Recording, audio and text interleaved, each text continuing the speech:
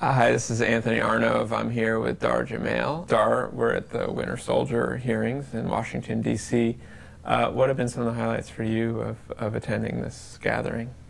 It's really been profound for me, actually, to hear, after so many years reporting on Iraq from strictly the Iraqi side of the story of what the occupation has caused in their lives and what it's like living under U.S. occupation, to actually now hear the stories from the soldiers themselves about what they did. It's been a bit refreshing and a relief to actually hear straight from the soldiers, this is what we did, this is why we did it. So many of them apologizing to the Iraqi people.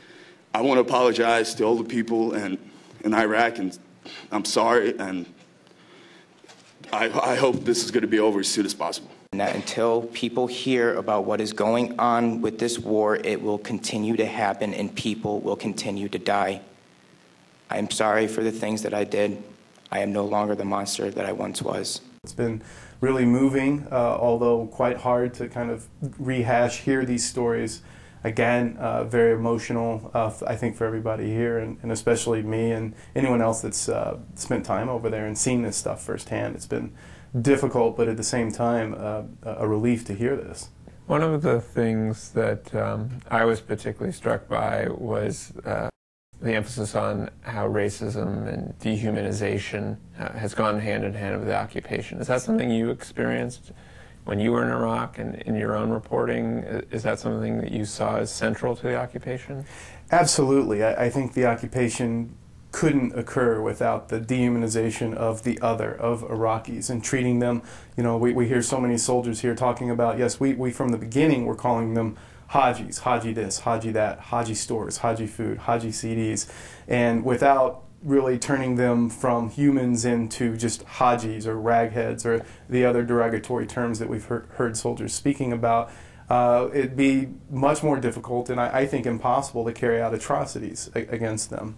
And to hear soldiers talk about from the very early days of training, and even some, especially the women, talking about the sexism and the things they encountered even while they were being recruited, that even within the military there's dehumanization of soldiers against other soldiers. And then hearing that really laid out well by Iraq veterans here and their experience with that, and then how that so easily translated into Iraq. Well, okay, well, here are these people, they're not Americans, they don't speak our language, they're a different religion, so it's that much easier then to dehumanize them, and therefore when they kill people at checkpoints or run over civilian cars and tanks and this kind of thing, that while they're dehumanized, they're not really human, so it doesn't really count. So how do we square that, though, with this idea that we're liberating the people of Iraq, that they lived under tyranny, we're there to help them, we're there to rebuild their country, if we left the country it would be chaos?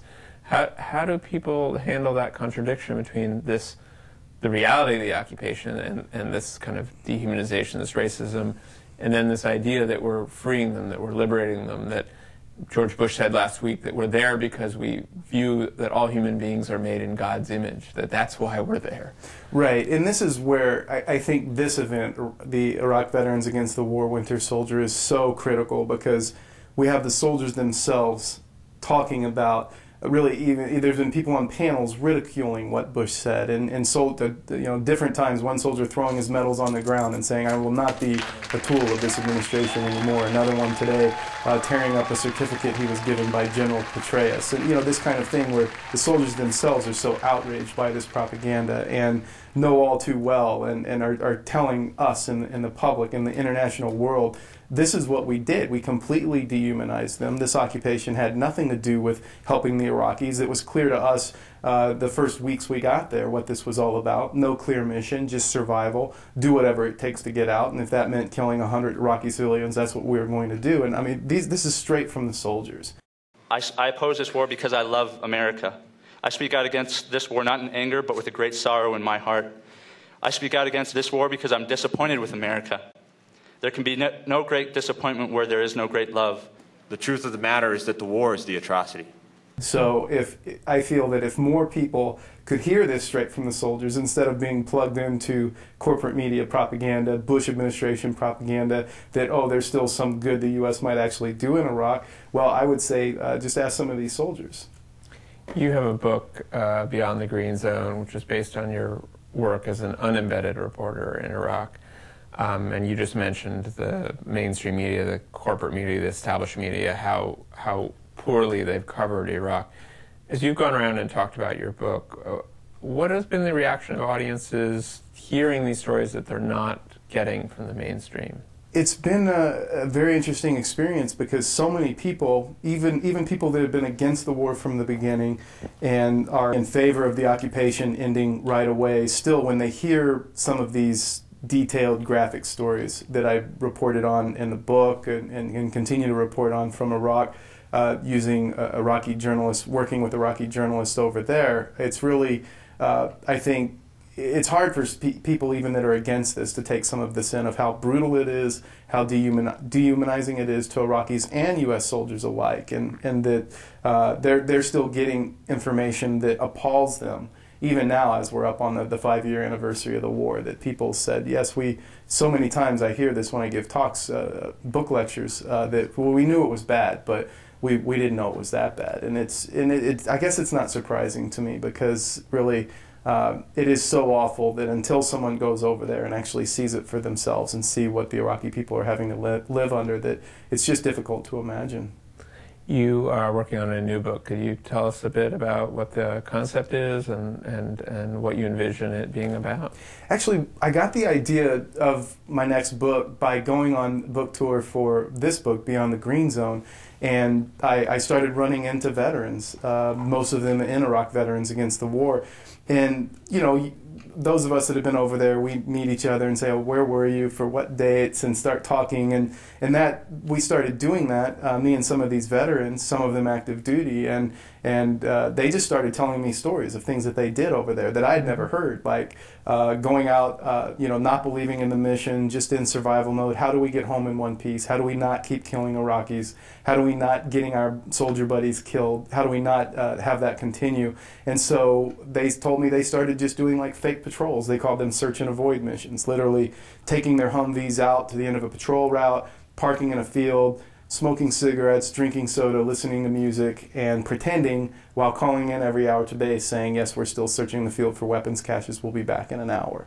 And doing that every other day, as I was told. And then meeting other soldiers at different parts of my book tour saying the same thing, and then hearing other different stories of all kinds of different resistance going on in Iraq, whether it be people refusing to go over from here like Aaron Matada, or troops on the ground there calling in sick, doing fake patrols, sabotage, this kind of thing. And I realized that it was pervasive enough and has been going on from almost the very beginning of the occupation and is going on right now today as we speak. And I think it's actually growing. And of course it's something that establishment media is just not reporting on. And so I realized I could and should write a book about this.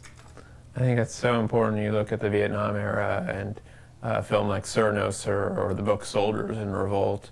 That history of the GI resistance during the Vietnam War has been written out of the history books, but it was really instrumental in bringing an end to the war. Do you see a similar possibility today with GI resistance?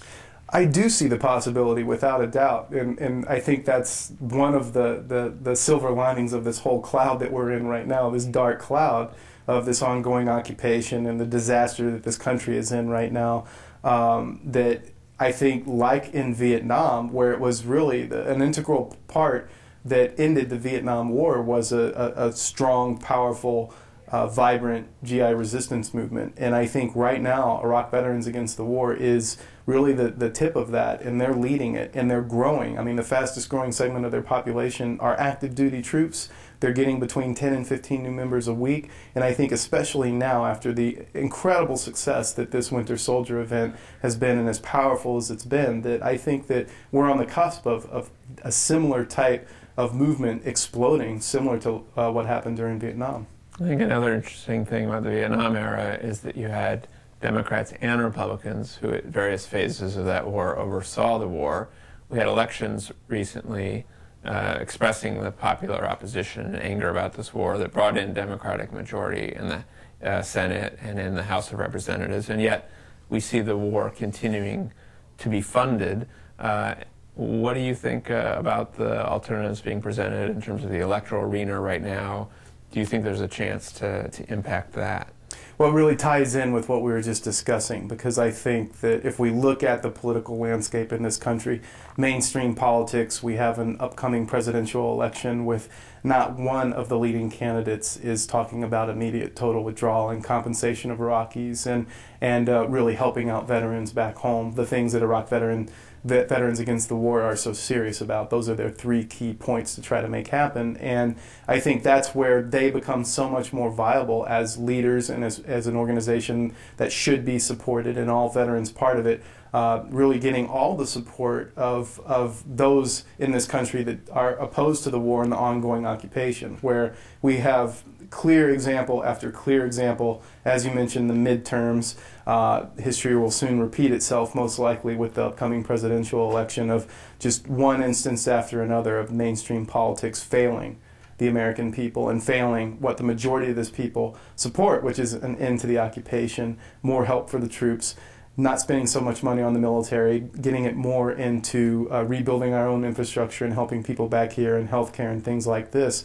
And that's not happening. And there's really no one out there that's really, I think, legitimate in saying, yes, I'm going to really represent the American people and help them out. And I think that really leaves the door wide open for, okay, what groups are there that are doing serious work to end this, to force an end to this, because I think it will have to be forced.